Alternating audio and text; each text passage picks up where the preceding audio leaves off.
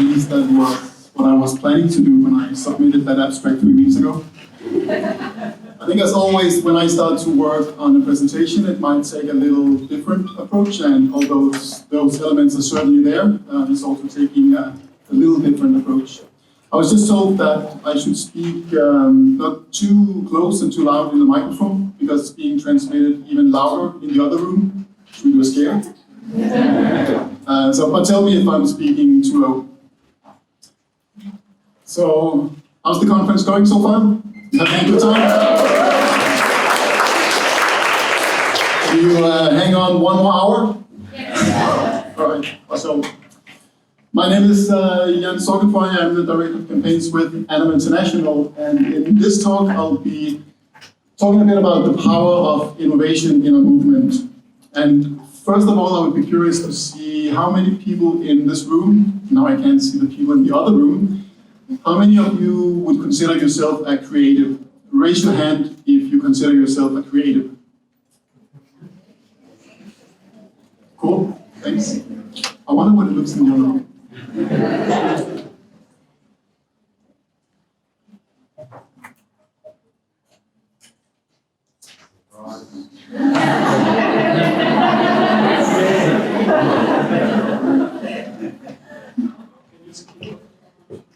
Sorry?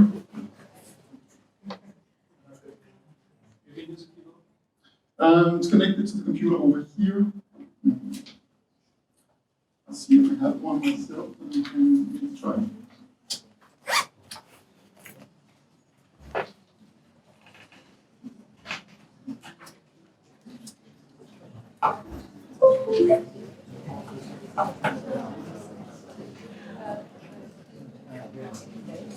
Here we go.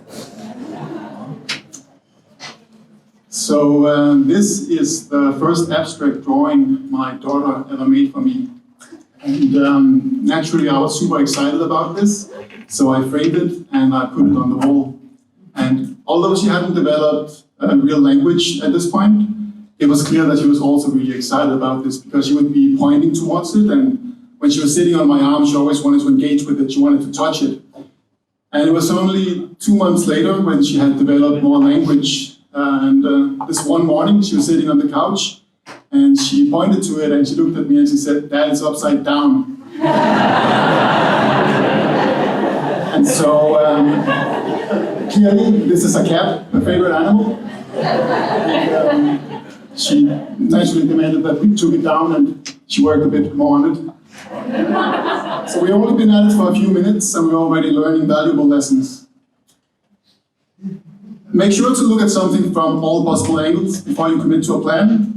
And 2, if someone keeps bugging you, you should probably try to understand what they're trying to say. This is Steve Sasson, and he's very excited in this photo, and with good reason. He just invented the first digital camera in the world. Unfortunately, he invented it while he was working for Kodak, and as Kodak were in the business for analog film, they considered this invention more of a threat than an opportunity. And so we of course know what happened with Kodak. Raise your hand if you ever owned a Nokia 3210 or 1100. I love it. So these models were obviously extremely popular at one point, but Nokia didn't manage to keep up with the innovation and the intuitive design when they made the transition to the smartphone. And so, Cardi, I'm sorry to say, but Nokia, the Finnish company, lost a lot of market share. I wonder how many people in this room who's not from the US knows that Netflix was originally actually in the business of renting out DVDs for an online service. Back in 2000, they made a suggestion to Blockbuster for a partnership where Blockbuster would do advertisement for Netflix in the stores, and Netflix would take over the online strategy of Blockbuster. But the CEO of Blockbuster shrugged his shoulder and said, like, nah, this online thing, it's a niche business. And of course, we also know how that went. So I don't think I need to motivate the importance of being innovative in this movement. I think it's something we all agree upon. So the way that I've approached this talk is to divide it into 3 sections. First, I'll be looking at the concept of inventing from an individual perspective, or the perspective of an individual, where does good ideas actually come from. Then I'll be doing some observations about the role innovation has played and is playing in our movement. And in the last section, I'll be doing an in-depth case study of a new tactic that we developed and tried in Anima International. So, where do good ideas actually come from? This is a pretty good idea. This is, in fact, the world's largest tunnel boring machine. And this is a good idea for a couple of reasons. First of all, one of the major challenges that you have in this industry is that these huge machines are creating so much vibration that there's a risk of the tunnels collapsing. So here the designer or the engineer spread the entire drilling over the surface, like the face of the surface of the machine. But second of all, it's constructed in a way so it's pushing its head forward, and then only later the body follows up, and so it keeps moving like that. Can you deduct what kind of animal the engineer behind this was studying when he came up with the idea? Exactly, a worm. In fact, he was studying earthworms, but I thought the similarities between this cactus worm and this machine was just studying it. This is another pretty good invention, Velcro. Can you can you guess what kind of plant the inventor behind this stumbled upon when he came back from a walk with his dog around the house in the fields?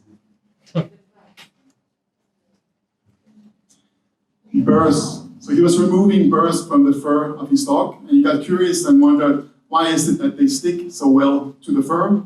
And that was the beginning of Velcro. This is a Japanese bullet train. Can you guess what kind of animal the inventor behind this was fascinated by?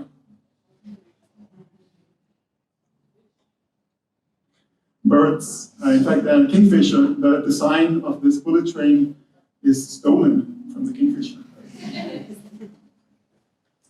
So I guess with these three examples in mind, we can conclude that a great idea is a moment of brilliance that happens to a single individual. Or what? I think this is the way that many people think about creativity, that it's something some people just possess. It's something you're born with, and once in a while when you walk around, the light bulb comes on and you get a great idea. And all while this could be true for some people, I don't think this is the general principle. But the metaphors or the language around this, the light bulb coming on, or the aha moment, or the eureka moment, are very strong. And the eureka moment, of course, made famous by the story of Archimedes getting out of his bathtub, yelling, "Eureka, I have found it," or "I got it." And what was it he had found? Well, he had found that the volume of the displaced water in the bathtub was equivalent to the volume of his body submerged into it. But did this just happen out of nowhere? Did this just happen by accident? Who have ever had a eureka moment? A eureka moment understood as a moment where you're not trying to come up with an idea, but apparently out of the blue, you have a really great idea, you have an insight. Raise your hand if you ever had that eureka moment. Now I'm trying to think about what were the circumstances of when this happened. For Archimedes, it certainly was no coincidence that it happened when it happened. He had been given the challenge of his lifetime. He had been given the task of building the world's largest ship, apparently as a gift to the king of Egypt. Now this vessel is large. It's supposed to have both buildings and towers and a huge statue on board. So we can imagine that he was pretty preoccupied with not failing this task. It would kind of suck if this ship would sink. So he spent, can imagine, all of his time thinking about how to solve this problem. And this puts us in the direction of what I've come to understand as a good way of describing the process of a good idea. So first of all, of course, we want to identify the challenge or the problem that we are working on. Then we want to immerse ourselves completely in the subjects.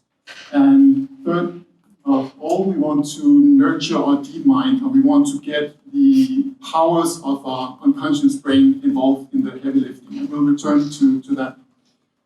But first of all, what does it mean to immerse yourself?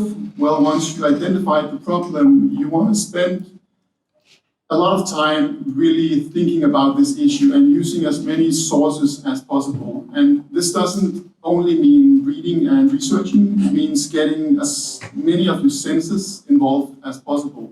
So you want to watch things, you want to listen to audiobooks, you want to listen to podcasts, you definitely want to get some writing involved, you want to try to formulate your ideas. And very important, you want to involve other people in it. You want to talk with other people. You want to get into brainstorms and discussions. It's very crucial. The more perspectives you get on this, the more your brain will start working. And the idea behind this process is that because we don't have direct access to the unconscious part of our brain, but what we can do is that we can prime it to get involved in this process. So by stimulating ourselves with as many sources and getting as many senses involved as possible, we start to tell the brain that this is a really, really important topic.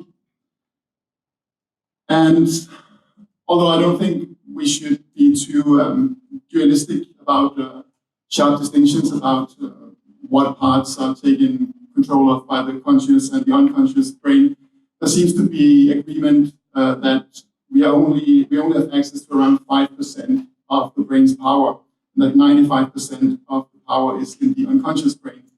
Now, the thing is that what we have control over is such a thing as logical and critical thinking, but we can't sit down and say, be imaginative, be creative. It's not something we can order ourselves to do, but by stimulating our brain with many sources over time, we tell it this is extremely important. And so the faculties that we do have access to on an unconscious level, imagination, intuition, and long-term memory, for instance, can start to get involved. And this is really important because the brain will start to go through all the input that it has gotten, and it will try to put them together in new constellations that you might not even yourself be able to think of with your conscious brain. Whenever you see this icon, it means that I'm quoting someone that I had conversations with about this issue in the last couple of weeks. And I think this is a really good way to look at it.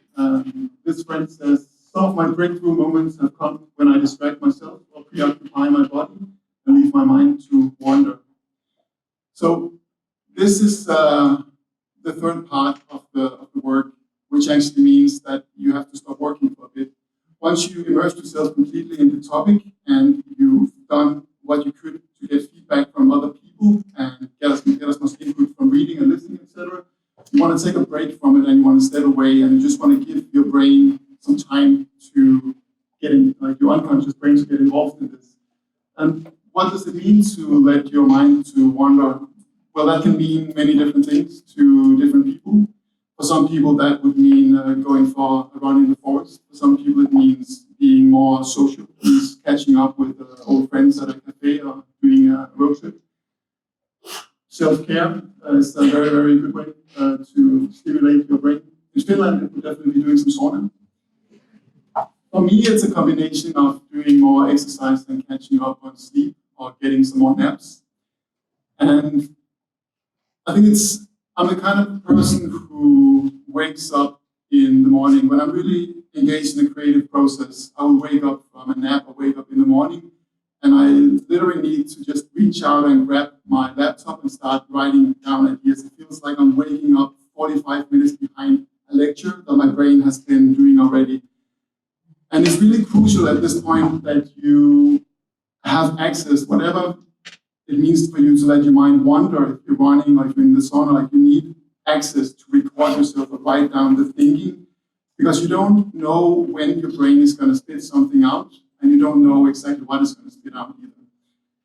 And for me, the relationship between these ideas that you get in this eureka moment is often, maybe that's related to the fact that I often get them when I wake up from sleep, but they're very fragile. So, you know, in the same way as you wake up and you've been dreaming and somebody asks you a question and you answer it and you try to remember what you just dreamt and it's gone, that's the same relationship I have with ideas. If I don't write them down instantly, then they'll disappear.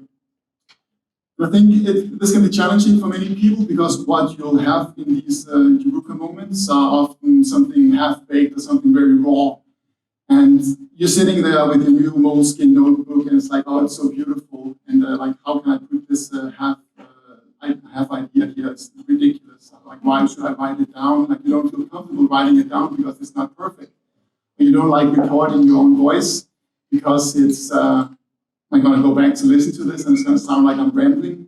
But I would really encourage you to overcome this and just write down and record or whatever way you want to keep these memories, just get them down on paper. Because if you don't do it, then they'll definitely disappear.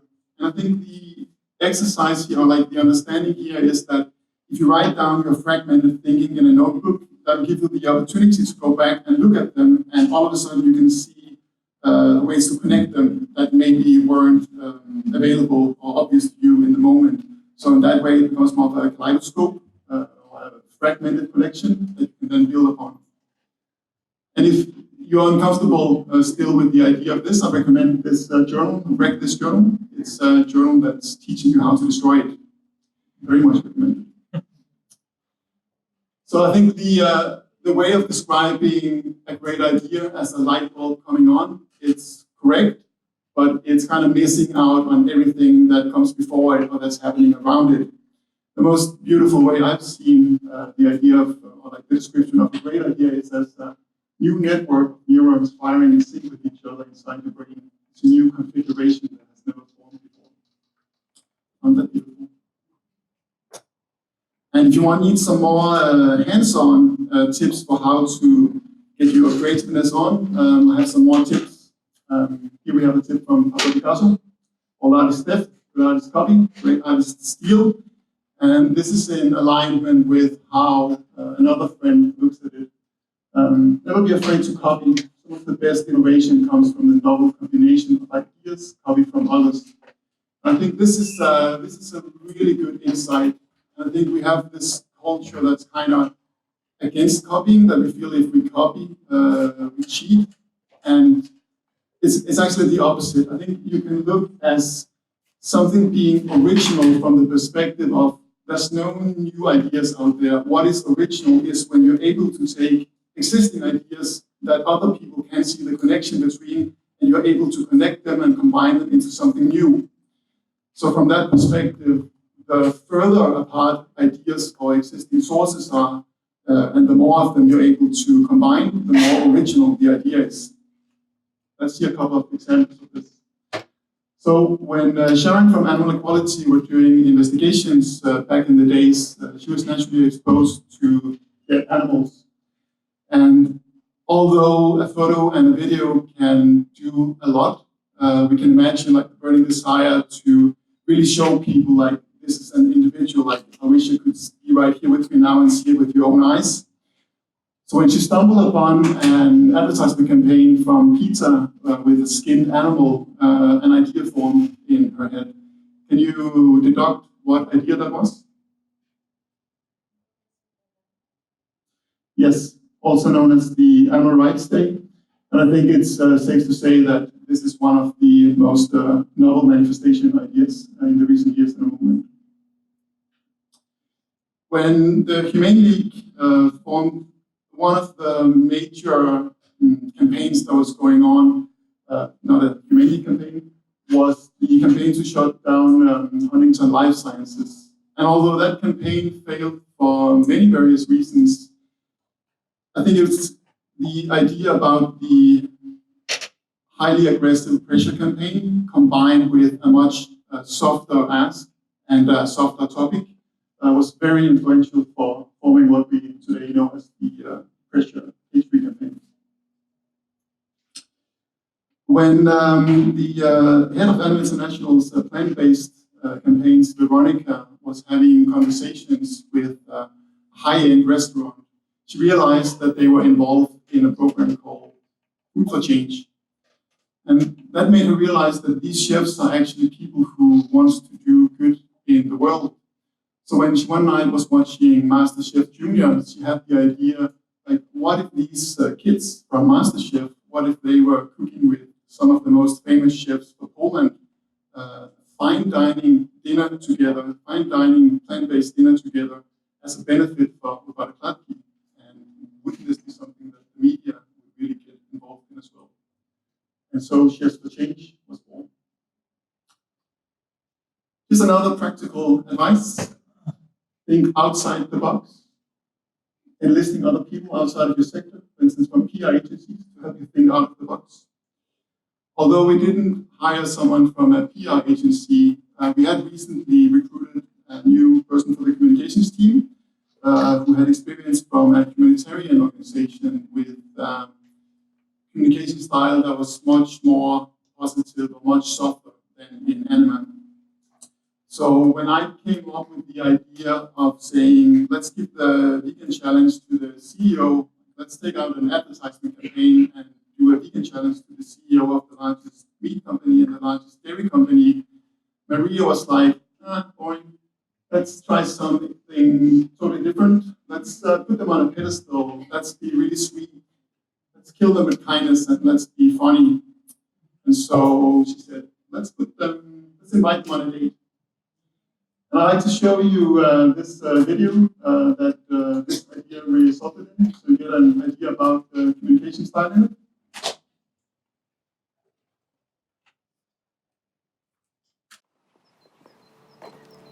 Kære Arla og Danish Crown, vil I med veganerudfordringen på date?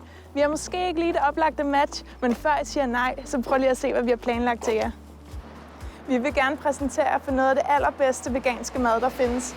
Og vi tænkte, at vi kunne mødes her hos en ice cream, som laver den lækreste veganske is. Tak. Flere og flere danskere ønsker at spise mere grønt og mindre kød og mælk. Vi tror på at planter er fremtiden. Også når det kommer til is. Vi har længe haft jer i tankerne i Danmarks største fødevarevirksomheder. I har musklerne til at gå foran ind i fremtiden, og vi vil gerne hjælpe jer på vej. Lad os gå en tur om søerne og nyde en havrelatte, imens vi snakker om fremtidens mad og samler appetit til aftensmaden. Og når vi når dertil, skal I prøve den vildeste veganske burger. Vi afslutter dagen hos Made in Italy, som serverer det bedste inden for veganske oste. Kære Arla og Danish Crown, vi håber, I vil med. Hvem ved, måske vil I blive inspireret?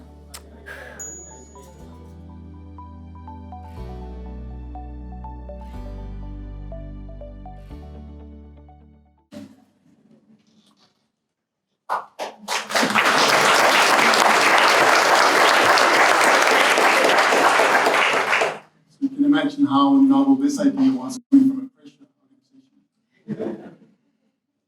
We also took out a full-page advertisement in the newspaper with a flirty text message, inviting them on the date, and we put a big pink banner on the agricultural newspaper website. And again, just as an example, you can see like there's nothing new about this idea, but it's combining existing ideas. Of course, this idea is heavily influenced by the dating shows and like the flirtiness of text messages, and the fact that Beyond Meat had just arrived in Copenhagen, and we even stole some stuff from that music video. And Danish Crown actually reacted very positively to this. They said, that's really, really sweet. We'd like to say yes to that. And so they agreed to a meeting, and just a few weeks back, they announced that they are launching a plant-based product line within the year. And I think this Thomas Paine quote fits this example really well. The sublime and ridiculous are so nearly related that it's difficult to class them separately. One step below the sublime makes the ridiculous, and one step above the ridiculous makes the sublime again. I think everybody in the communication team agreed that this date idea would kind of go both ways. But in this case, it worked. Think inside the box.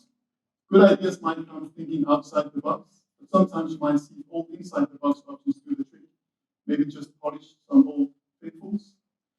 I think this is a really good advice because we should be careful not to try to think about something new, just think of something new. We should really see other existing ideas out there that we can already use.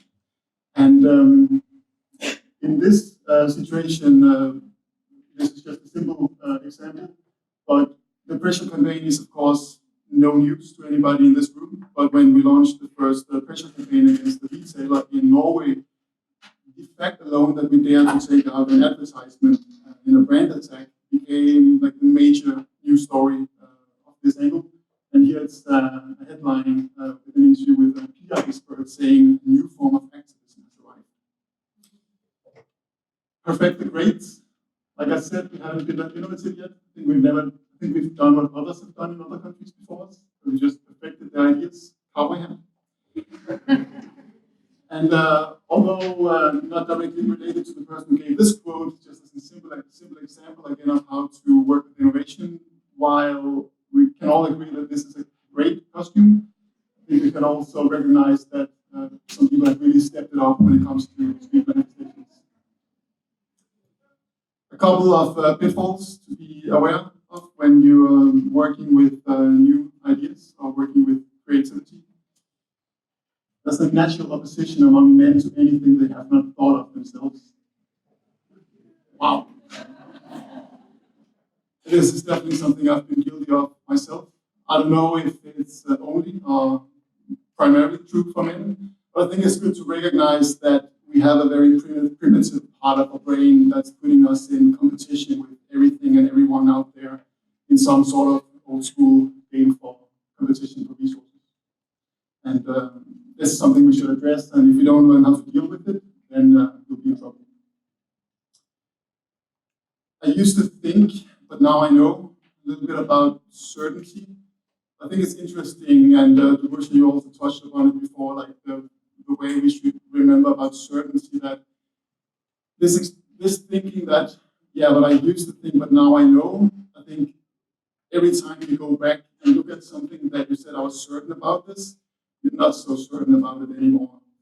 And I think it would be funny to do a little exercise here to get you all to stand up as well. And so if everybody who's been in the movement for more than 10 years, can you please stand up?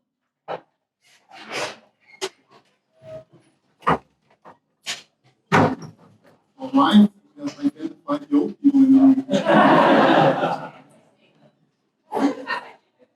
Okay, and some first movers. If you hold the exact same beliefs as you did about tactics 10 years ago, you can keep standing, otherwise please sit down. Okay, so everybody who's been in the movement for more than 5 years, including those who've been more than 10 years, please stand up.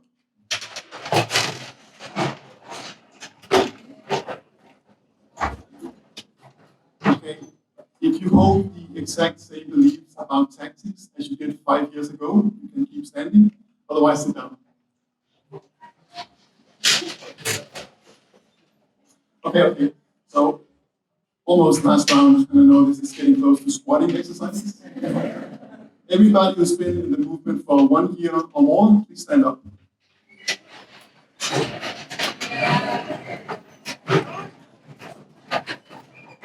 Okay, so I think now it's probably going to be a split, but everybody who holds the same belief, the exact same belief about tactics as they did 1 year ago, keep standing, otherwise sit down.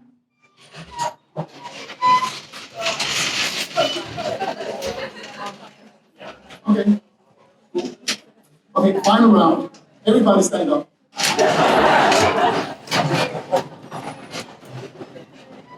If you believe that you will hold the exact same beliefs about tactics at the next CHAOS conference, keep standing, otherwise please sit down.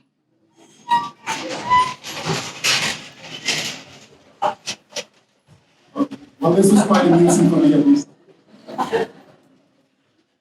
Okay, moving into section 2, and I struggled a bit with this section because I have many different ideas about directions to take it in, and whenever I'm facing such a situation, and maybe that's a reflection of my mind, I tend to go with the most simple observations. So I think observe always that everything is the result of change. It's a good approach to look at innovation in a movement. And this quote made me think about how we can use the concept of evolutionary escalation as a way to look at how campaigns and strategies develop. What do I mean when I say evolutionary escalation? Well, that can be, for instance, the evolutionary escalation in the arms race between a predator and its prey. here with the bat and the moth, round one fight. So the bat, of course, has developed echolocation at some point in time to identify a moth in the darkness by sending out frequencies and receiving a message to identify where it is. And as a result, some moths have developed the ability to listen in on these signals coming out, either by developing some sort of ears or antennas.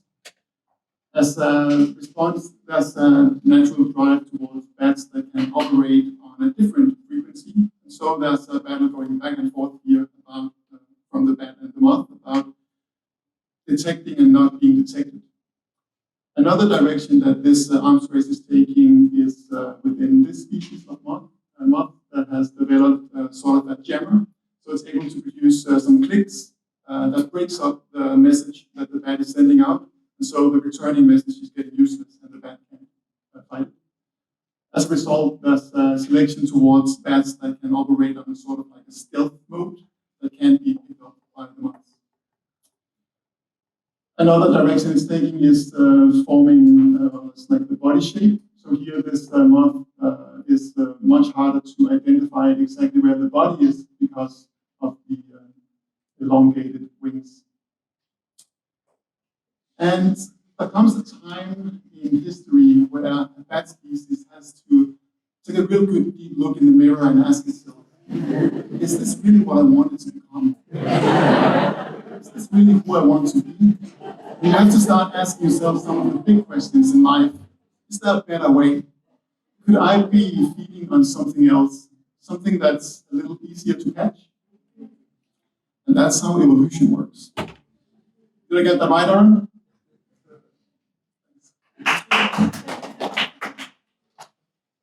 Now, jokes aside, and I promise I'm building up to a point here. Of course, the natural selection drives the best fitted individuals to survive, and so we end up with many different species of moths and bats. And I think we can look at this same evolutionary escalation metaphor on tactics or on campaigning. So I took a look at a case, and I'd like to go through roughly the evolutionary escalation of investigations.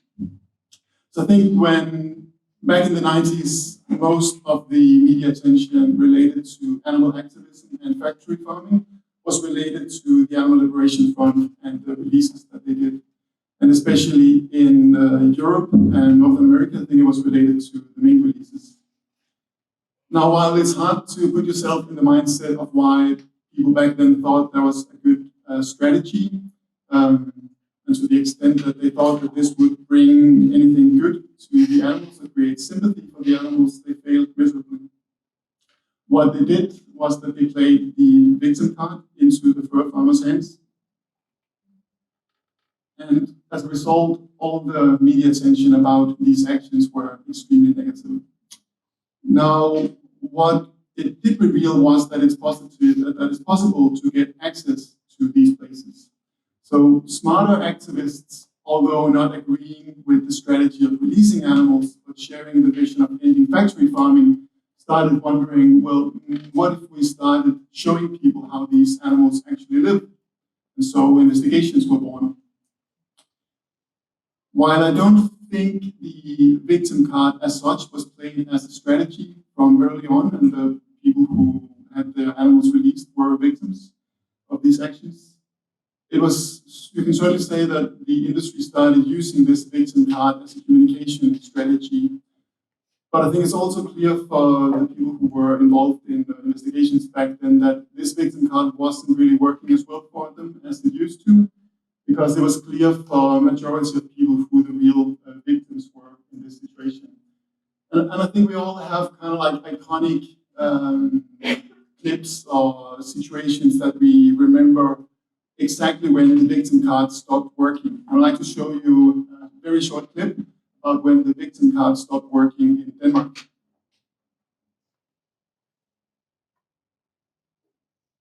Hvad siger du til den der? Jamen, den er ikke køn, det kan jeg godt se, og en der også, ja.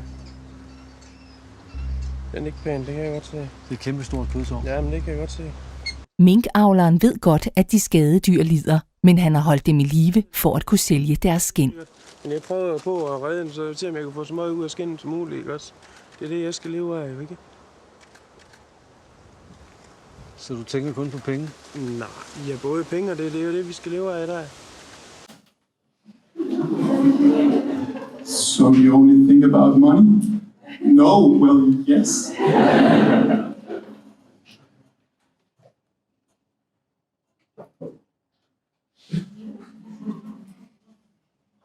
And I think we all have similar memories of great TV. So as a result of the victim cards stopping to work as a strategy, the industry started working with a different communication strategy, the rotten apple communication strategy. So they recognized that, yes, in this situation, this animal is not being treated right, or yes, here's one fur farmer who doesn't know how to treat the animals, but he's a rotten apple. It's just the exception, like everywhere else it's fine. And as a response to this, because investigators knew that this was not the case, because they were seeing these problems everywhere, they figured, well, how can we show that this is actually not the case? So they set out to prove it wrong. And so VIP investigations were born, investigations into supposedly what should be the best fur farms in the world, or like the best industries in the world, the farms belonging to the board members of the industry. And in the same way that the clip I showed before is a classic in Denmark, I think this moment is a classic in Finland. This is the moment where the chairman of the Finnish Fur Association is doing an interview at his farm, and he's responding to a new investigation about the fur industry, and he's referring to he's using the rotten apple strategy. He's explaining, well, these images, they are just, the result of somebody not knowing how to take care of their animals. And the journalist goes like, this is your farm. These are your animals. And that's how you make great TV. So, as a response, the industry had to come up with a new communication strategy, and I think we can really clap our hands and say they were early adapters of the concept of fake news. So they would go like, well, these are not even recordings from our farm or from our country, or the activists are bringing in the injured animals, or they're making them fight and coming back and recording them. And so again, as a result, investigators had to say like, well, this is not the truth, but how can we prove it? And so another type of strategy was applied. Can anybody see what we're looking at here?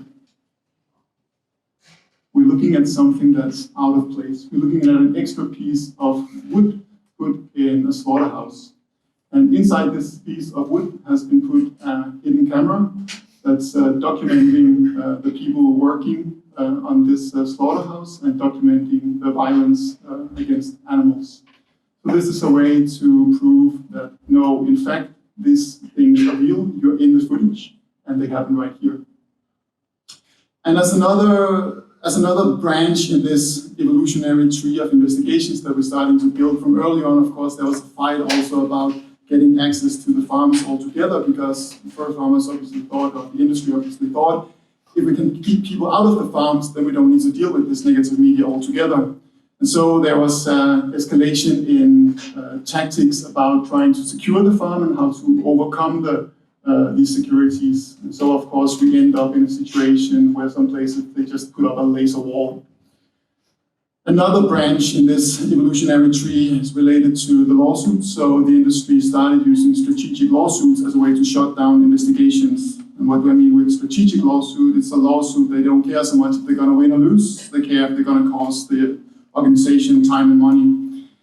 And in counter-response to that, or along that same branch, many organizations have also started to developing their own legal strategies where they will sue the farmers for animal abuse or for violating violations of the law. I think the newest bud on this tree, this evolutionary tree that we're starting to build, is social engineering. And social engineering, of course, is the situation where you manage to get access to the farm, for instance, by being employed. And as a result, you're able to tell stories and bring out investigations. And I think most beautifully done to this date with the new documentary of Ola Ragen we're lucky to have with us today. and that you can see tomorrow, the secrets of the pig industry based on a 5-year undercover investigation of the Norwegian pig industry. And as I said, you have an opportunity to see this documentary tomorrow. So what's the point of all this? The point is that we can see we're starting to build somewhat of an evolutionary tree of investigations. And whereas we can consider the strategy of releasing animals as an evolutionary dead end, we see that revealing secrets of factory farming has turned out to be a very viable strategy and investigations going into many different directions.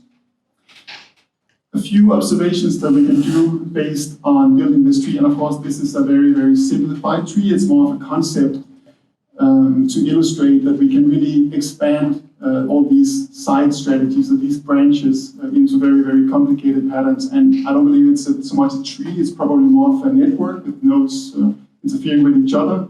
But a couple of observations that we can do based on this, staying in the evolutionary terms, is that the organizations who are still successful with investigations today are the ones who managed to adapt to the challenges that they were facing. And of course, these challenges can be different from situation to situation. In some countries, the agricultural industry is much more aggressive than others. In some, there's more political pressure. But nonetheless, those successful today were those that were able to adapt to the challenges they were facing. We can also observe that there's a sort of specialization going on. So the end of each branch of this tree that we built is ending up with organizations or investigation groups that are becoming more and more specialized in dealing with the specific strategy that they have been in this evolutionary escalation of the industry with. And so we end up almost with different species of organizations or investigation groups, where some focus on counter-security or some on social engineering, some are becoming documentarists, others are basically turning into consulting specialists, and so on and so on.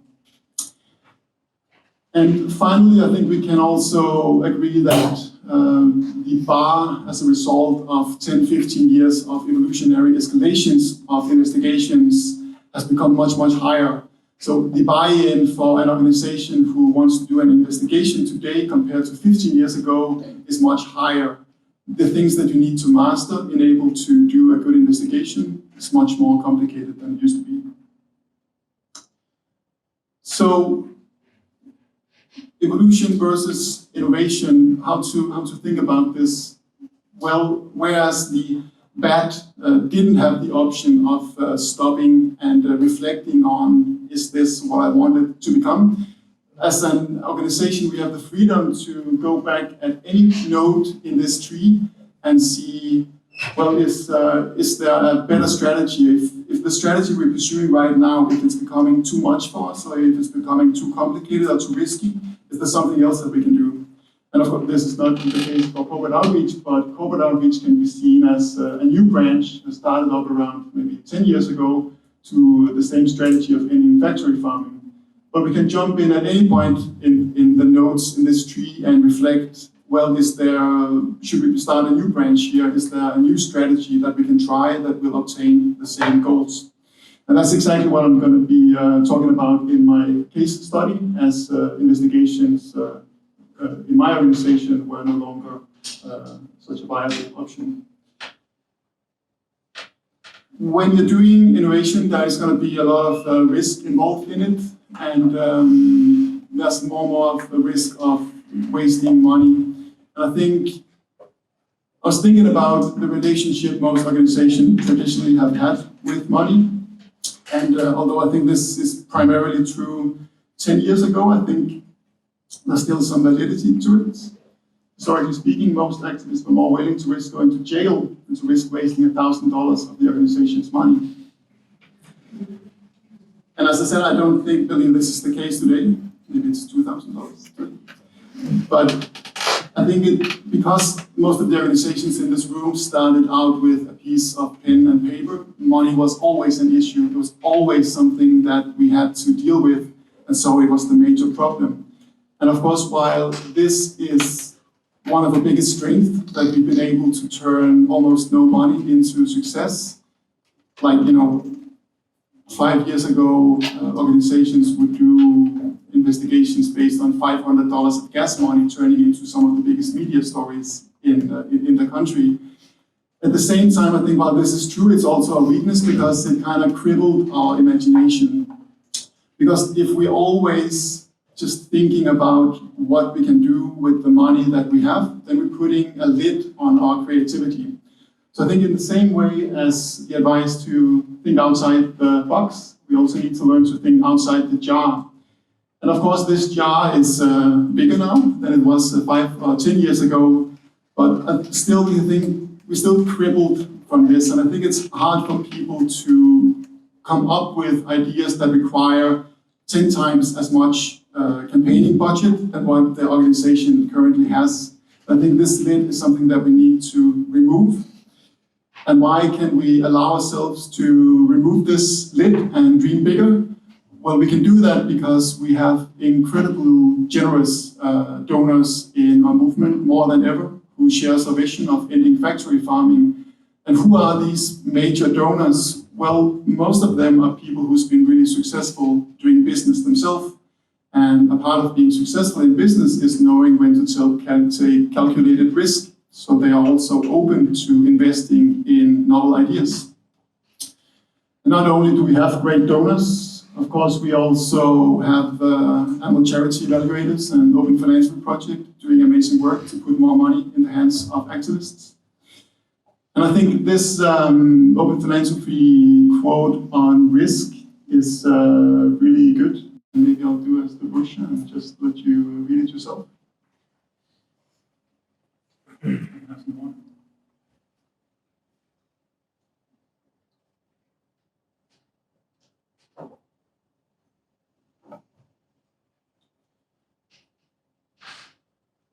We're open to supporting work that is more than 90% likely to fail as long as the overall expected value is high enough.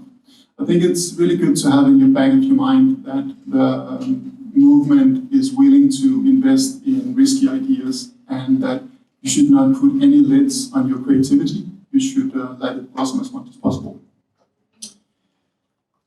One way to deal with this is to, in Anima International, we're kind of using this open eye approach because, of course, we don't want people to just waste money. We don't want them to just think, oh, there's a small chance that this is successful, so we'll do it.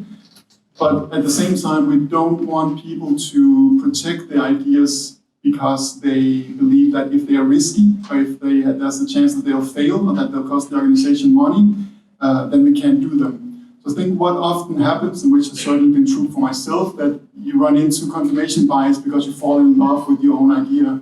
And you want to see your own idea carried out in life, and so you stop listening to criticism, and you stop looking for criticism to your own idea.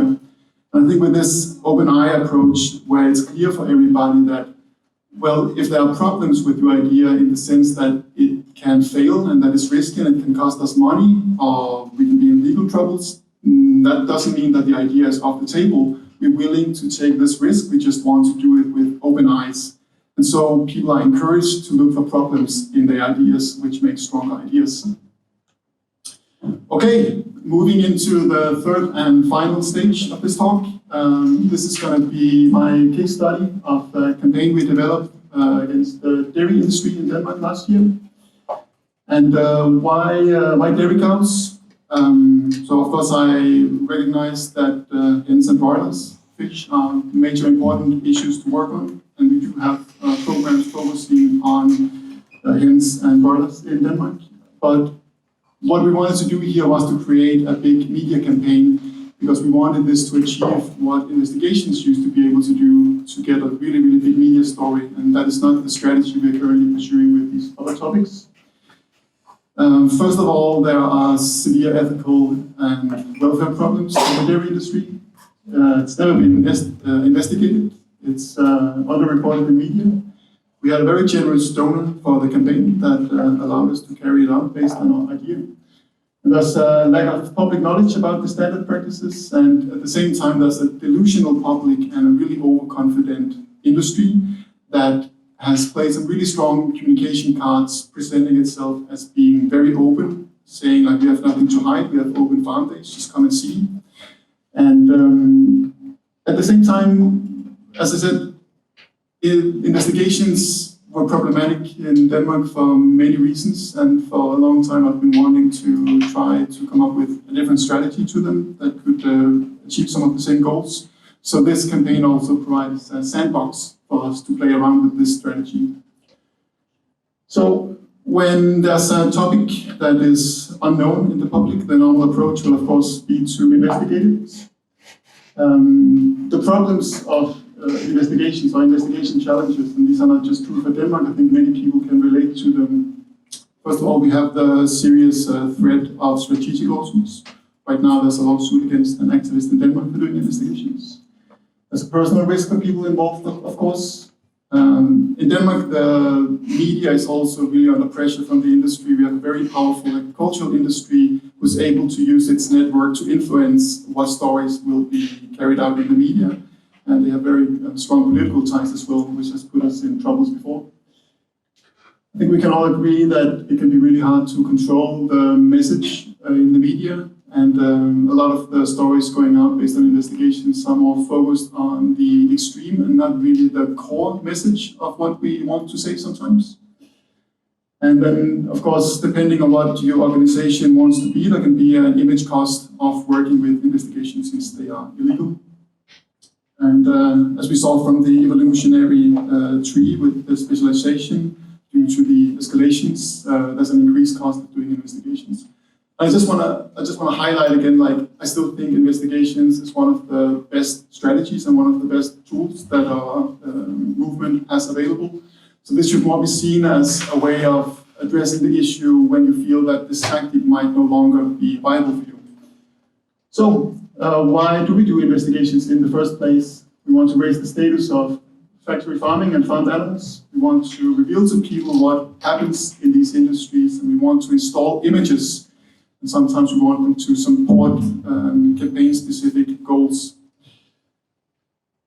And again, just to illustrate that the analysis behind this was to look at what point in this tree was investigation developed as a tactic for, and then seeing is there an alternative here. So the alternative strategy that we came up with in Denmark, we have named public challenge campaigns. And again, as a reflection of my mind, it's very simple. It's actually just one question. It's the question, can we film the standard production of standard practices of dairy production? And these are elaborated into 3 specific challenges to the industry. Can we film the first 48 hours of separating a calf from its mother? Can we film the killing of a male Jersey calf? And can we follow and film the last day in a dairy cow's life?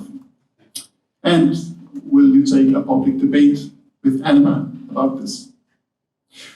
So we can see there's some real strength in this challenge. It's very clean and simple. The messages are not loaded in any way. There's no conclusion, it's open-ended. It sounds very reasonable. There's nothing activisty about it.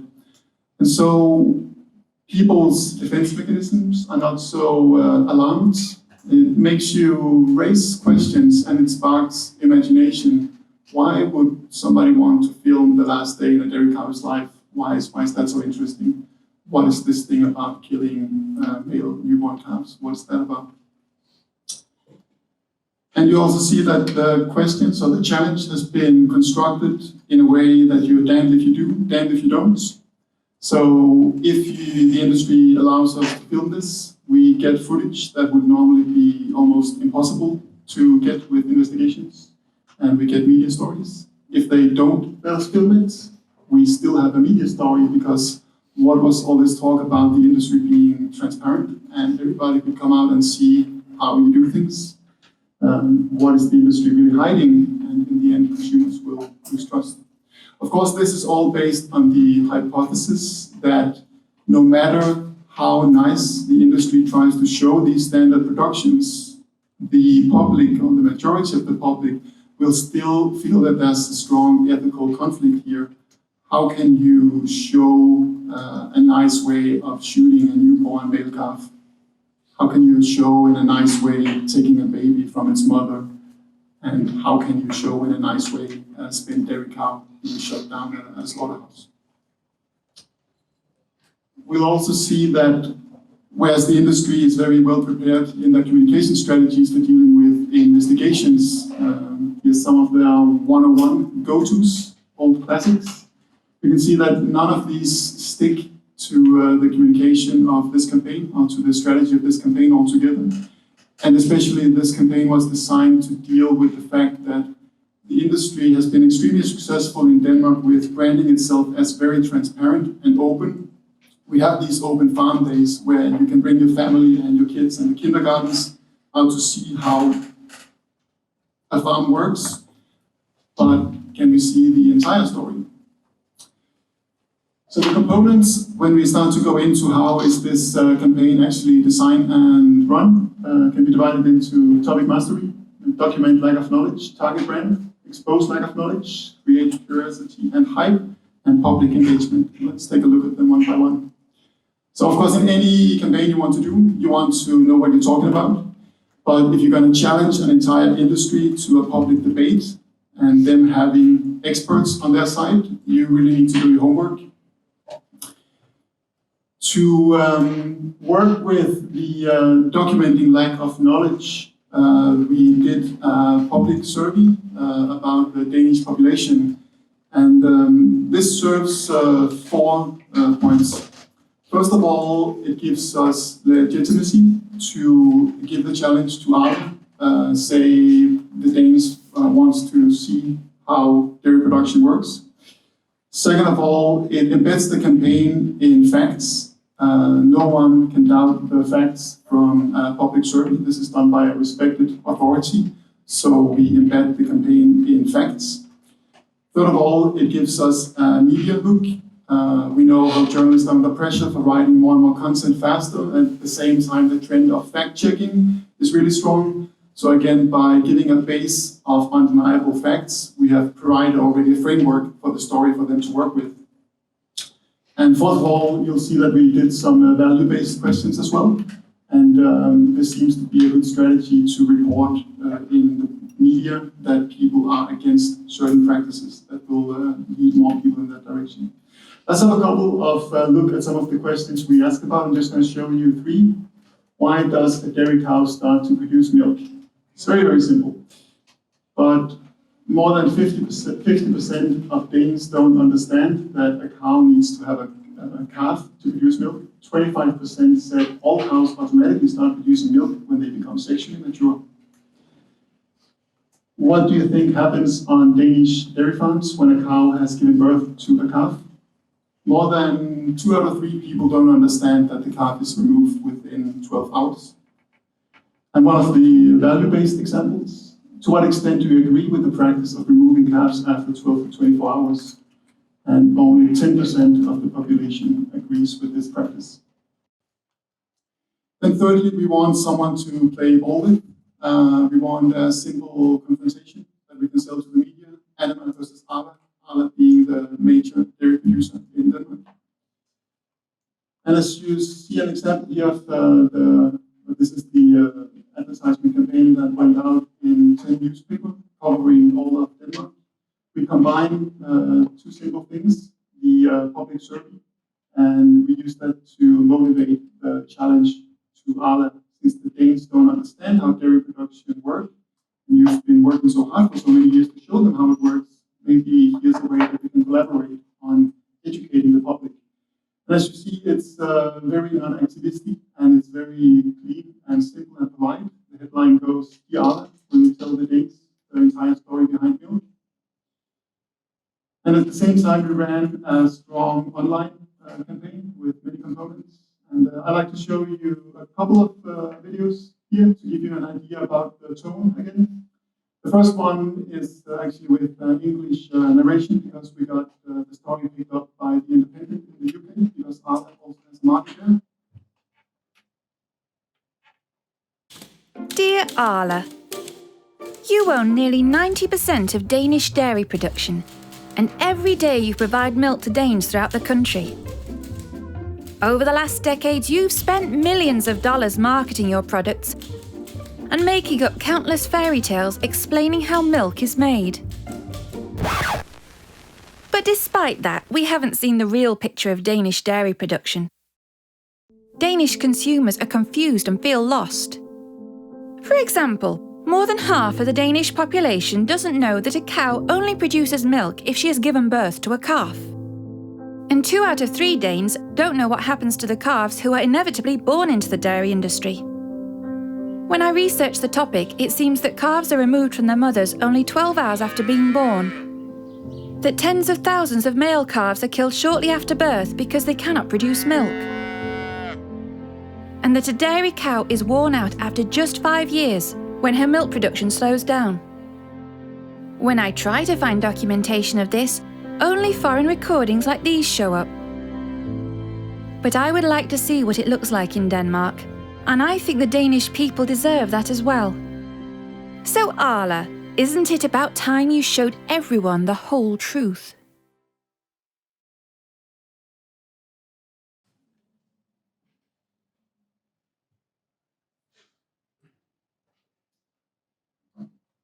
So one of the jiu-jitsu moves that we're doing here, and one of the main arguments that is used against us is like, oh, why are you always using foreign recordings in your campaign videos? And we use that against them here, saying like, we would love to use Danish footage in our campaign videos. Will you help us produce it? The other video I want to show you is the result of a promise I gave to myself last year when I did the talk about humor. I wanted to integrate more humor into our campaigns as to test it more.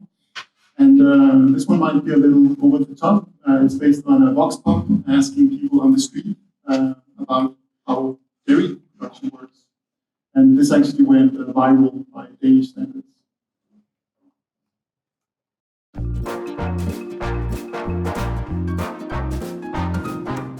Hvorfor producerer en ko mælk? Fordi den går frit på marken og græsser for noget sundt at spise. Fordi de bliver hivet i klunkerne. Så vi producerer den mælk. Det er vel bare det, de er lavet til. Er det til sin kalv? Til sin unge?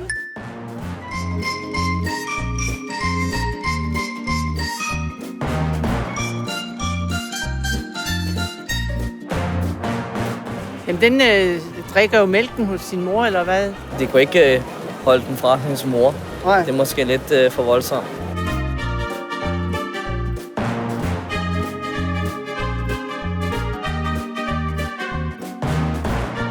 Et par uger. 5 uger. Et år. Jeg har lyst til at sige, indtil den bliver voksen. What? Nej.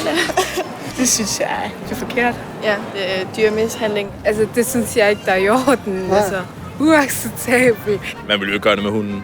Nej. Man vil ikke gøre det med katte, vel? Altså. Nej. De har også følelser. De har også mor, far og søstre jo. Ja.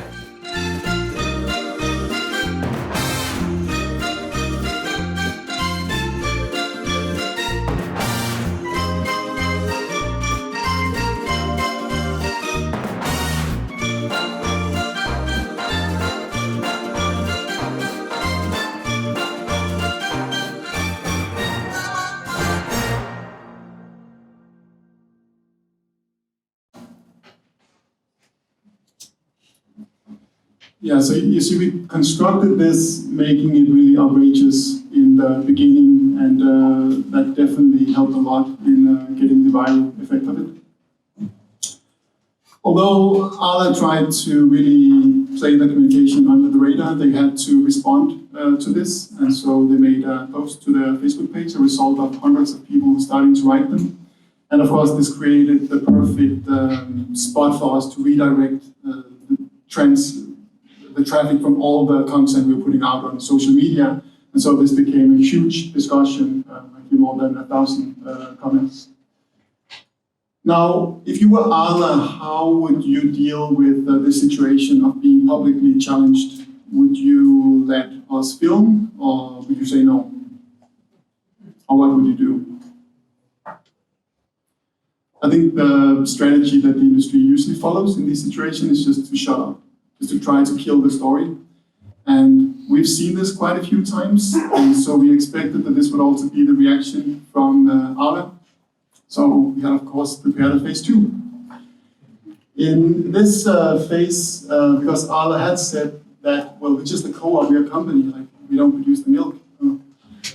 So what we did do was that we challenged all the board members of Arla and the other dairy companies in Denmark for this challenge, because certainly they can accept the challenge. And at the same time, we took out a full-page advertisement in all the same newspapers, 10 newspapers, promising a reward of 7,000 euro to any individual dairy farmer who would show us the standard production of procedures of dairy production.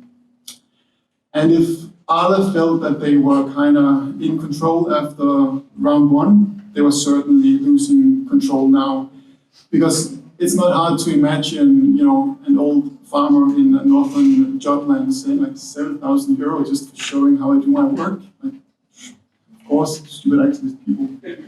And it was, Arla really panicked here. They put out a lot of messages here, like they took over all the communication platforms they had access to, and they put like a big warning, don't do this. And we have an unconfirmed rumor that Arla wrote very decisive letters to all dairy farmers saying, if you do this. And the day after, the following day after we released the second advertisement, a video appeared on Arla's website where they show how a calf is separated from its mother. And now is a good chance to test the hypothesis that no matter how nicely this is shown, people will still be upset.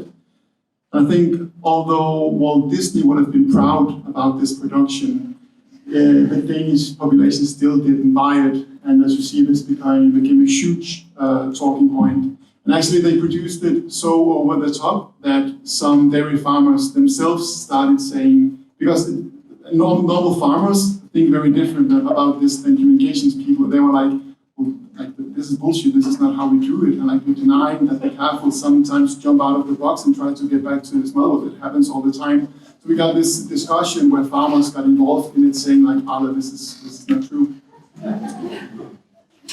And although we originally only designed this campaign as an awareness campaign, we wanted the Danish population to become aware about the motivation of why some people would stop drinking milk. It did become the biggest animal welfare story of the year, and it was the biggest PR catastrophe that the dairy industry faced on a welfare issue. But to our own surprise, the organic producers also announced that they would be ending the killing of male calves with immediate implementation, followed by the conventional producers announcing that they will end the killing of male calves by 2022. The organic producers announced that they are starting a high-profile research program where they will test late-term and partial separation, which means that there could be a production in Denmark soon where the calf is not removed from its mother. This, of course, also improved the branding and credibility for Anima. We came out as the clear winners of this exchange. And maybe most important, Arla changed the communication strategy about plant-based milks in the following months. And the same year, they had been attacking plant-based milks in a very aggressive campaign, ridiculating it and calling it milk without milk, no nutrition in these products.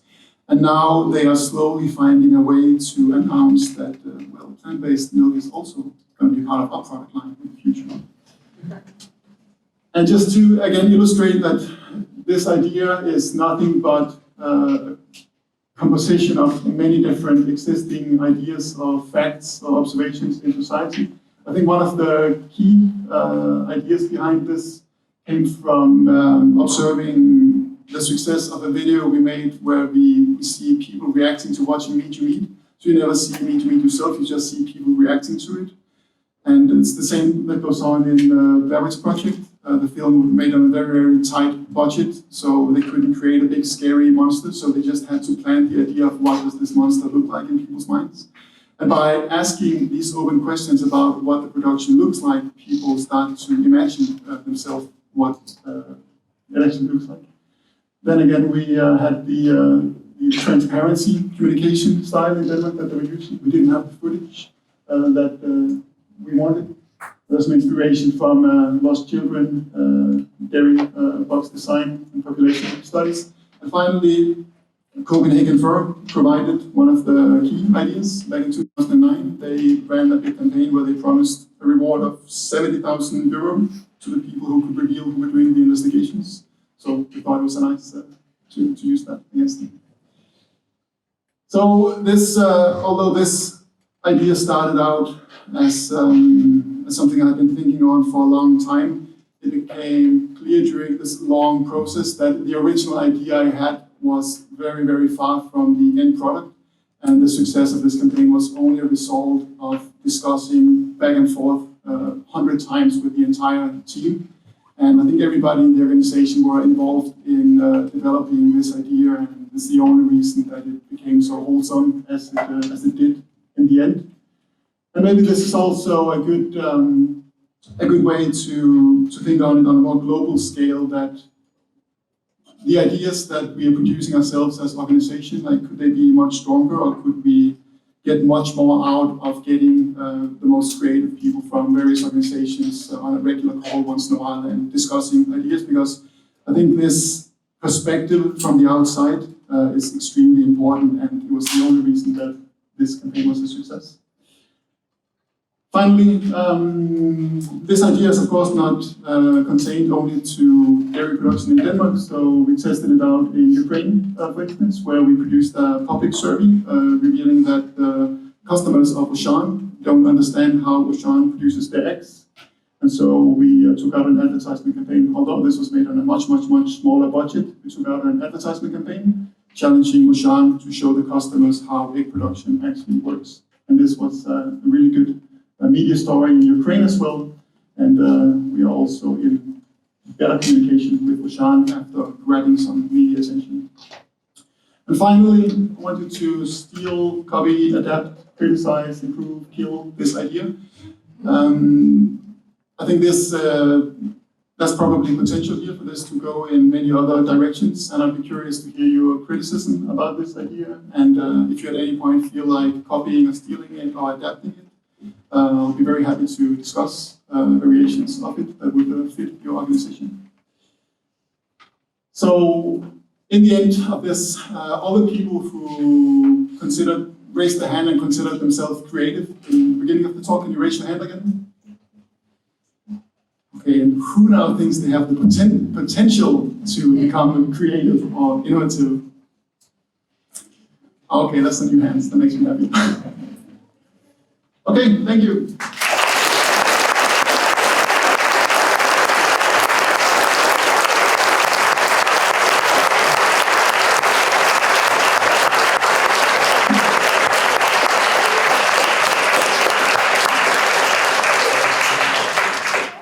Do you have any questions? Then raise your hand if you do.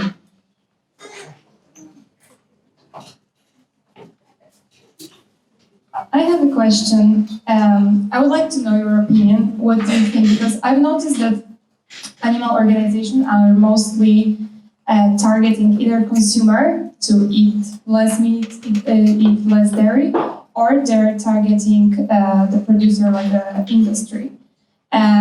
Do you also involve or target the companies that are in the middle of this process? Like, for example, Starbucks. I've never heard anything negative about it, but I think they are a huge client when it comes to dairy and milk, and selling it in a sophisticated way, so everyone thinks it's so cool to drink this coffee, you know what I mean? Have you tried reaching such companies as well?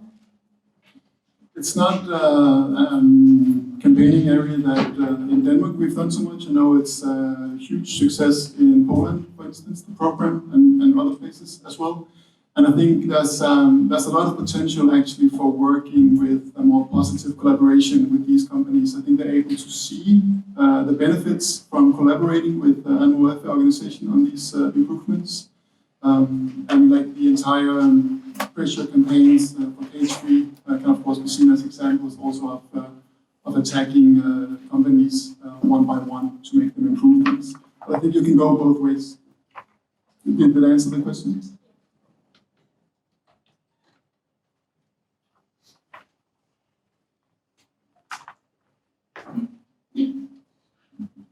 So you've mentioned that you've been sometimes biased towards your own ideas, and actually also research shows that people are really bad at selecting the best, the most creative ideas. So how do you work around that? Do you have any tips? I think I could probably have done an entire talk about the process of developing this idea because it was really a learning process for us, because I fell very much in love with this idea on an early stage, and it was really difficult for me to take in criticisms to it because I feared that this idea would be killed altogether. And we were actually quite advanced with the campaign when people in the communications team pointed out some severe problems in the strategy, and I needed to step back from it. And you know, sometimes it's just as simple as needing to remember that, well, these people are on your side, like they're trying to improve your idea, but it can be really tricky in the moment because you fall so much in love with your own thinking. So I think it's just remembering all the times you've been wrong, and that's plenty of times. And then, it's really been a learning process, and I can definitely explain more about this process later on. Did that answer the question?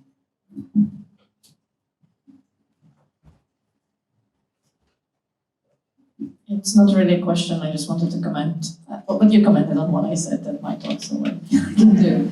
Maybe one solution might be to actually really focus on building the trust in the team. Because if you work hard on having a team where people actually trust each other, then understanding that if someone criticizes your idea, they're not criticizing you or just trying to make your ideas worse, but they're actually improving on it is much easier.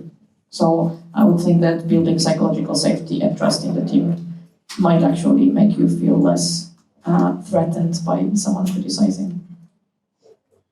Yeah, for sure. It was kind of funny, like the story with Nokia and Apple. When Nokia released one of the early smartphones, a Finnish journalist called them and said, like, I love Nokia, but this phone is shit. Like, I've been trying for an hour to figure out how it works.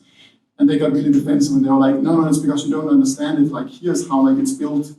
And I think I had the same approach for a long time. I was like, no, but it's because you don't understand it. And explaining the idea over and over. And it's, I don't know, I think it can be a continuous challenge to learn how to step back from these things. And I find myself caught up in this time after time.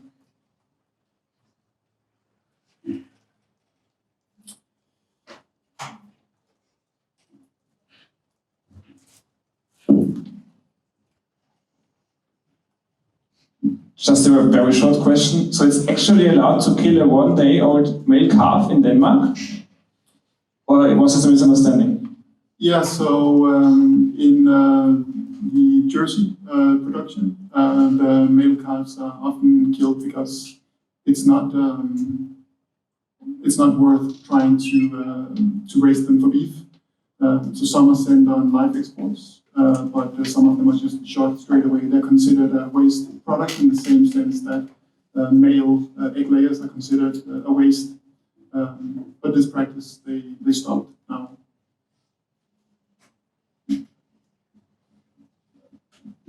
Thank you for the impressive lecture. Did you also similar about the pork industry? Because normally we think about Denmark and pork industry. It would be interesting because I think it's much more complicated to convince people about milk. Or is you already did such a campaign on the whole pork industry, because in Austria there's an ongoing campaign as far pork, because I think this is also or just. Yeah, so the goal of the campaign didn't really have a specific outcome besides that we wanted people to have more knowledge from the very simple idea if people understand what the problems are in dairy production, then it's going to affect their consumption. But I think this idea could be used on many different topics. And I think as long as you have and I think like the strength of it is that whenever you have a standard production, like something that is happening to every single animal, and this is inherently ethical problematic, like the farmers can't show this.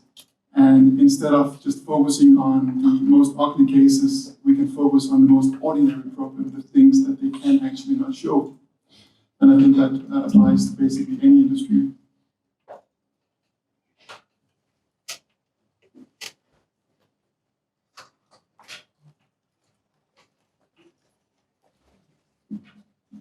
Hi, what effect did the campaign have on your fundraising, and to what extent did you or were you able to involve your fundraising staff in the development of the campaign? Yeah, so sometimes we combine awareness and fundraising campaigns. This was not really thought of as a fundraising campaign as such. There were a petition in it that could be used for fundraising later, but it was not a core strategy for this campaign. We really didn't want any strong call to actions in it besides getting people involved in spreading the message. That was the core idea here, because the success of the campaign relied on people sharing this content as much as possible. And sometimes when you end up with a fundraising request, that can kind of like kill the next step of people sharing the campaign. I mean, I'm sure we could have built a strong fundraising campaign around this as well, but this was a very large campaign for us, and it took up a lot of our focus. So I don't think we could have built a strong fundraising campaign on top of this as it was, although I think it was potential. Okay, so there is one question from another room. What was the budget for the campaign? That's a little hard to talk here because this is actually just one leg of a much more complicated campaign that involved also collaborations with other organizations on other topics. As I can't really go into this right now, but I'll be happy to talk with you about it and give some estimates about it. But it was just one leg in a much larger campaign. Are there any other questions? I can talk really loud, don't worry. I'm his heckler, so I have to do this. When is the idea a bad idea? When do you say, okay, we've done it all, we've thought about it, we're obviously open as leadership to any idea that comes along, but obviously not all ideas are good. When is the level in the process where you turn around and say, I've given it the best I can, this is obviously not going to work out, and then let's move on to an idea that is my friend?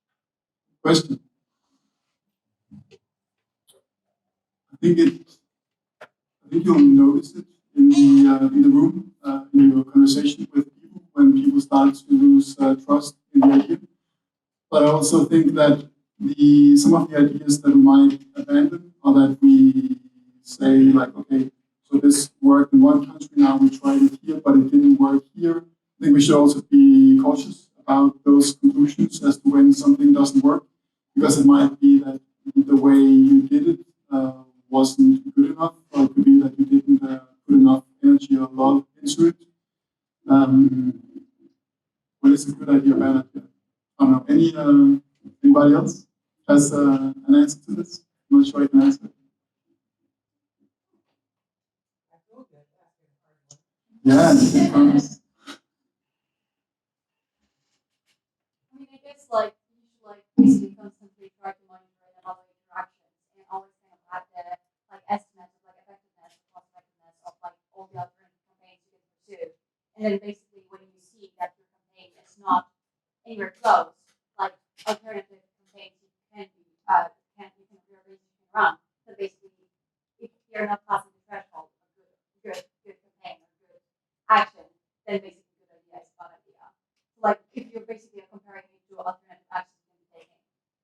Yeah, for sure. I mean, like, from the outcome, of course, you can evaluate, was it a good campaign or not.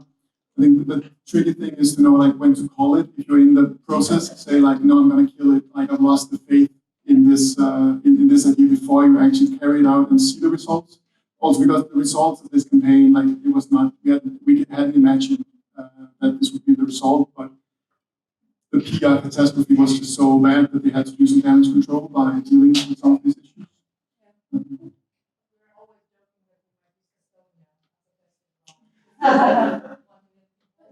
Yeah, exactly. No, but it's the same for Denmark. You know, like, it's sandbox countries.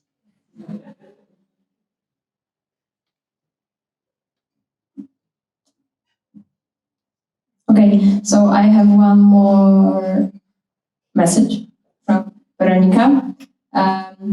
For all the speakers who hadn't had their portrait photo done, individual pictures done, please say yes here. Okay, thank you so much. Yeah.